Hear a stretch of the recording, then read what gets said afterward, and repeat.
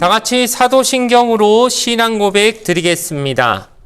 전능하사 천지를 만드신 하나님 아버지를 내가 믿사오며 그 외아들 우리 주 예수 그리스도를 믿사오니 이는 성령으로 잉태하사 동정녀 마리아에게 나시고 본디오 빌라도에게 고난을 받으사 십자가에 못 박혀 죽으시고 장사한 지 사흘 만에 죽은 자 가운데서 다시 살아나시며 하늘에 오르사 전능하신 하나님 우편에 앉아 계시다가 저리로서 산자와 죽은 자를 심판하러 오시리라. 성령을 믿사오며 거룩한 공예와 성도가 서로 교통하는 것과 죄를 사하여 주시는 것과 몸이 다시 사는 것과 영원히 사는 것을 믿사옵나이다. 아멘. 오늘 우리에게 주신 하나님 말씀은 구약성경 여호수아 24장 14절에서 16절까지 말씀입니다. 구약성경 357페이지에 있는 여호수아 24장 14절에서 16절까지의 말씀, 구약성경 357페이지에 있는 여호수아 24장 14절에서 16절까지 말씀을 제가 읽어 드리겠습니다.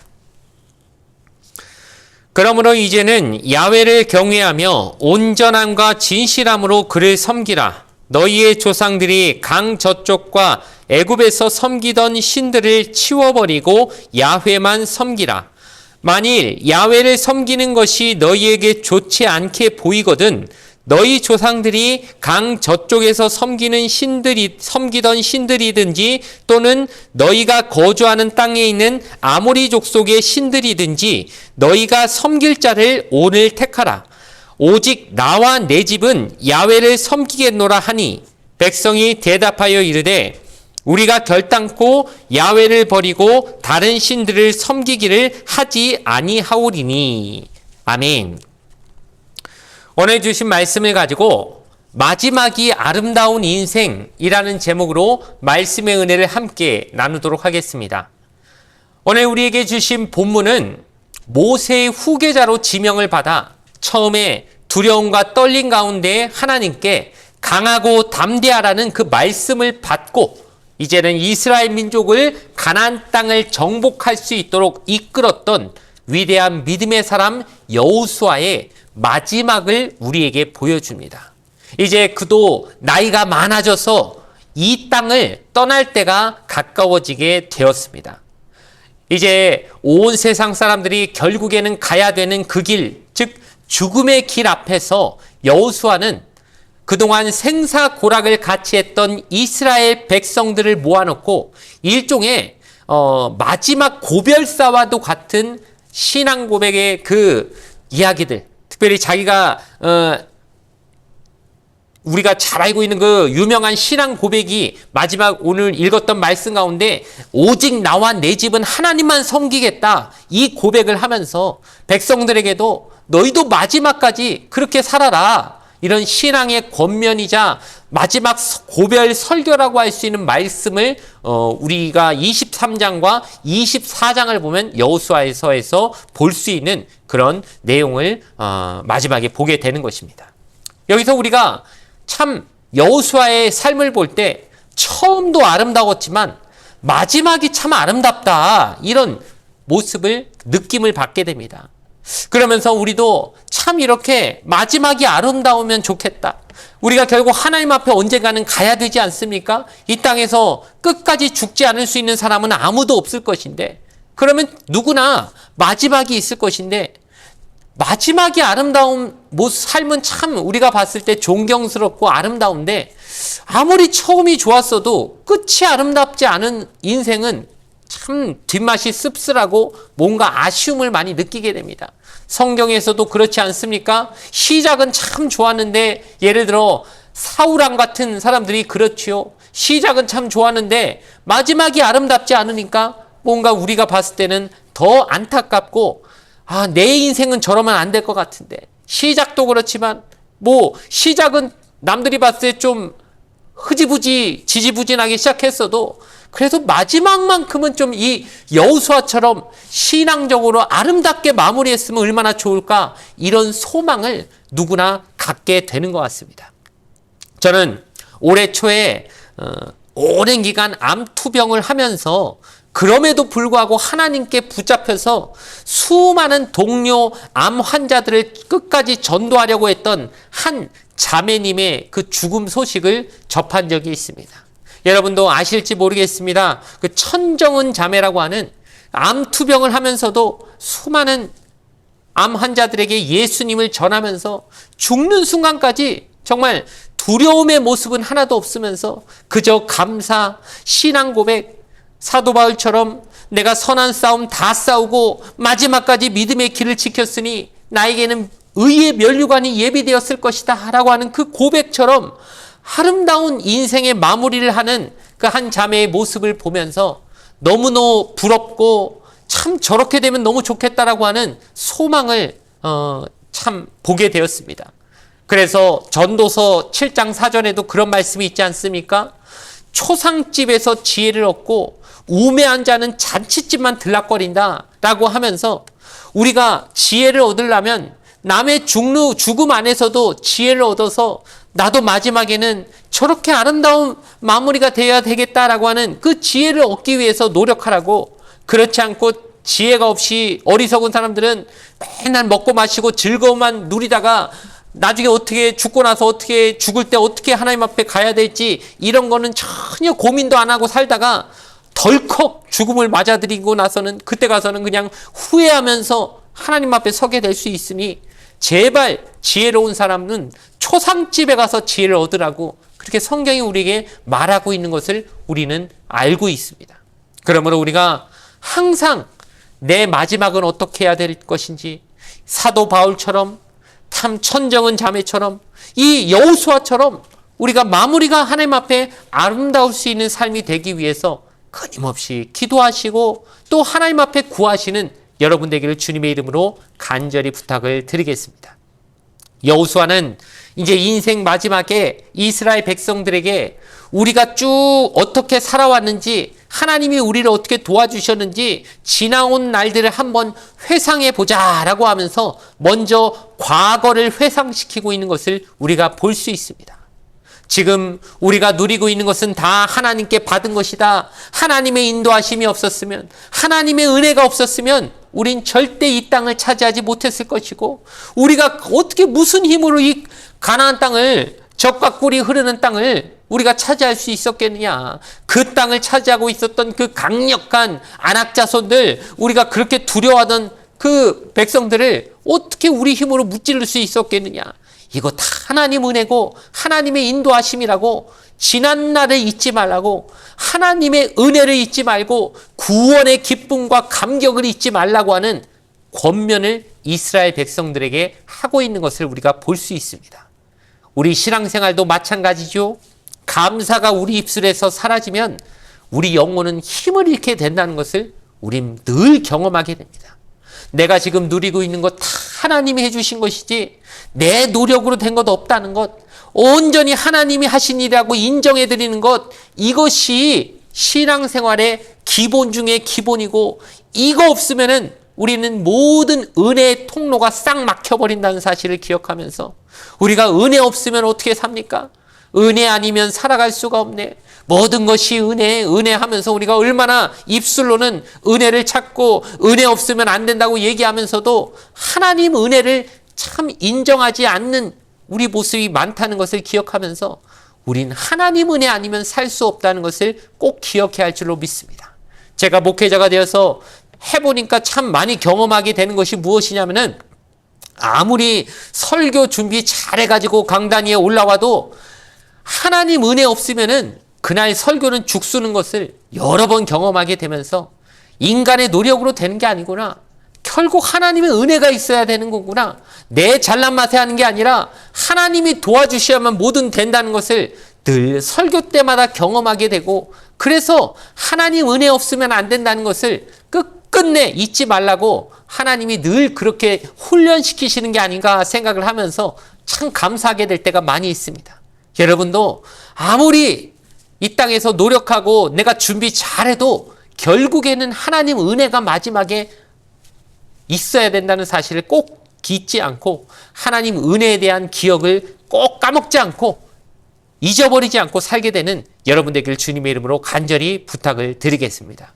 두 번째로 여호수아는 그렇다면 과거는 하나님에 대한 감사로 우리가 잊지 말고 살아야 되지만 앞으로는 어떻게 해야 될 것이냐, 미래적 관점에서 앞으로는 그럼 우리가 어떻게 살아야 될 것이냐 했을 때 이 앞으로 미래의 믿음으로 살려면 반드시 필요한 것은 단 한 가지라고 백성들에게 권면하는 것을 볼 수 있습니다.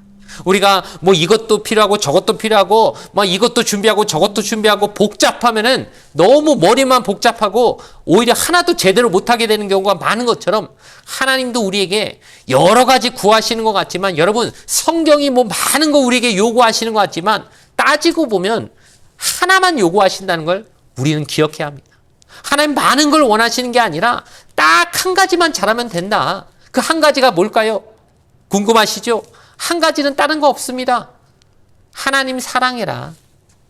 하나님 사랑해라. 하나님 사랑하면 뭐 성경에 뭐 율법이 뭐 100개, 1000개 돼도 상관없다. 우리가 내가 억지로 그거 다 지키려니까 힘든 거지. 내 마음으로부터 우러나서 하나님 너무 사랑하면은 그냥 다 하고 싶고 다 지키고 싶은, 그러니 이것만큼 쉬운 방법이 뭐가 있겠습니까? 이거 억지로 하려고 하면 얼마나 힘듭니까? 그런데 하나님 너무 좋고 하나님 너무 사랑하면 다 하고 싶어서, 내가 하고 싶어서 하니까 이거 너무 쉽다는 것입니다. 그러므로 억지로가 아니라 하나님 말씀 즐거워서 지키게 만드는 이 비결, 하나님 사랑해라, 이 사실만 기억하는 저와 여러분 되길 바랍니다. 가끔 보면은 우리 남편들이 뭐 무슨 결혼 기념일이다 뭐 특별한 날이 되면은 그 억지로 그 집에 들어가서 구박 안 받으려고 뭐 선물 같은 거 사서 가는 경우들이 있는데, 생각해 보면 그건 별로 감동을 못 줍니다. 왜냐? 받는 사람도 다 압니다. 아유, 그 기념일이라고 그냥 하기도 싫은 거 억지로 그냥 갖고 왔구만 하면서 또 집에 와서 그냥 살아남으려고 저렇게 눈치 보면서 주는 선물, 이거 별로 좋지도 않다. 그런데 진짜 지혜로운 남편들은 어떻게 합니까? 기념일이 아닌 날, 뭐 꼭 해야 되지 않는 날 갑자기 기습적으로 뭐 준비해가지고 탁 보여주면 오히려 몇 배나 감동을 받는 경우가 더 많지요. 왜 그렇습니까? 억지로가 아니라 이건 자원해서 하는 것이기 때문에 뭐 비싼 거 아니더라도 아주 사소한 선물이라도 이거 왜 주지 하면서 오히려 감동받고 오히려 그걸 받은 사람들이 기뻐하는 모습을 보게 되면서 그래, 억지로 하는 게 아니라 자원해서 하는 게 진짜 중요하구나 라고 하는 걸 인간 사이에서도 이렇게 느낄 수가 있는데, 하나님은 오죽하시겠냐는 것입니다. 우리가 하나님 명령을 지키는 게 그냥 억지로 안 하면 벌 받을까 봐 그렇게 지키는 모습은 하나님을 기쁘시게 할 수가 없습니다. 하나님은 그래서 십계명도 그렇죠. 오늘 여호수아가 보니까 십계명 중에서 딱 하나만 지키면 된다. 그게 뭡니까? 1계명. 하나님 외엔 다른 신 섬기지 마라. 하나님 외에는 다른 것 두지 마라. 왜냐? 하나님은 질투하시는 하나님이기 때문에 나 외에 다른 신 섬기면 하나님 질투하신다.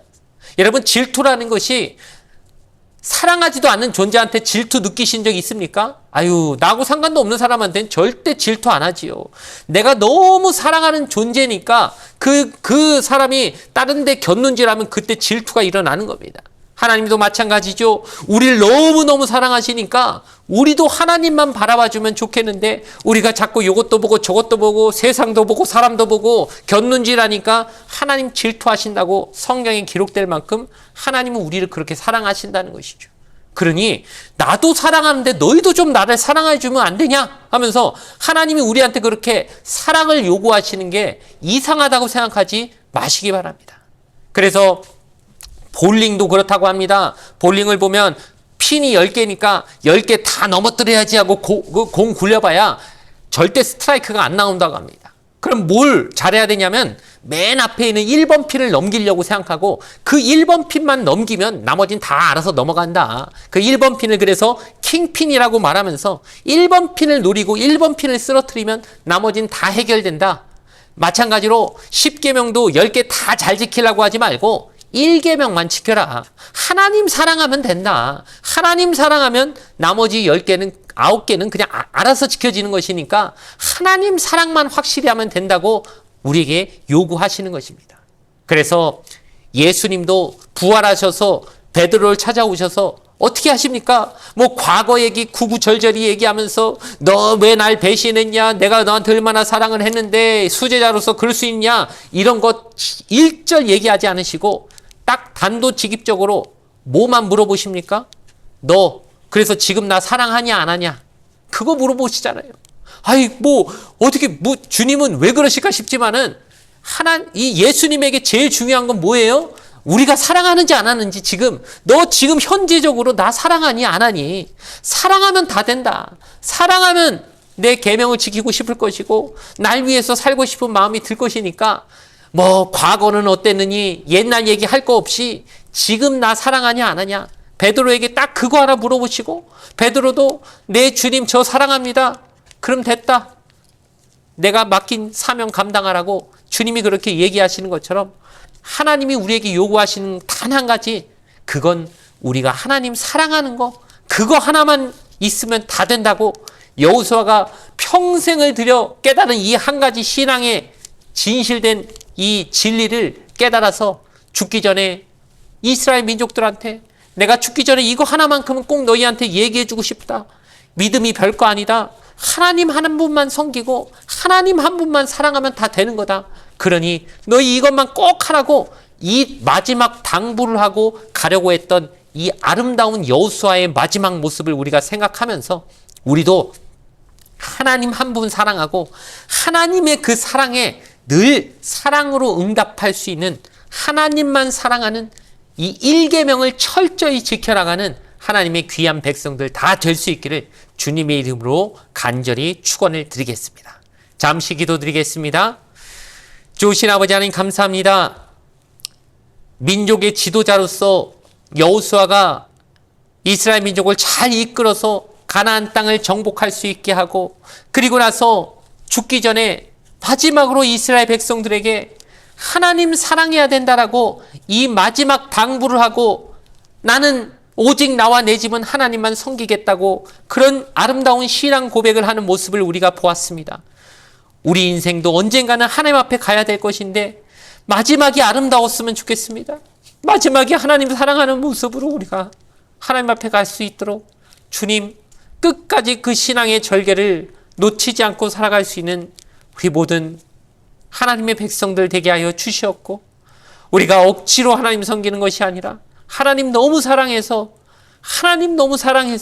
하나님 말씀 지키고 싶어서 자원해서 하나님 사랑하는 마음으로 하나님 말씀 지키며 살아가는 그 수준까지 올라갈 수 있도록 성령님 이끌어 주시고 인도하여 주시옵소서.